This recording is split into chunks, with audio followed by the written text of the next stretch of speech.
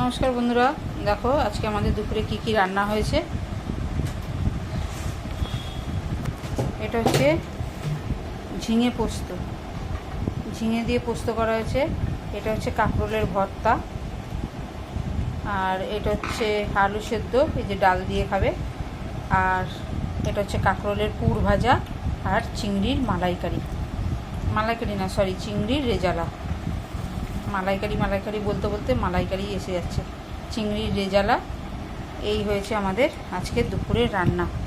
আর মায়ের যেরকম হয়, যে মায়ের আনাজের ঝোল টোল তো হয়েছেই, এই হয়েছে।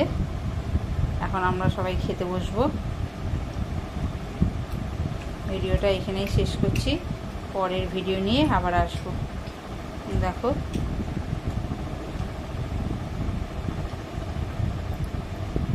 বন্ধুরা, তোমরা লাইক, শেয়ার, সাবস্ক্রাইব করো, অনেক অনেক ভালোবাসা দিও। আর যারা ফেসবুক থেকে দেখছো তারা লাইক দিয়ে শেয়ার করে সঙ্গে থেকো।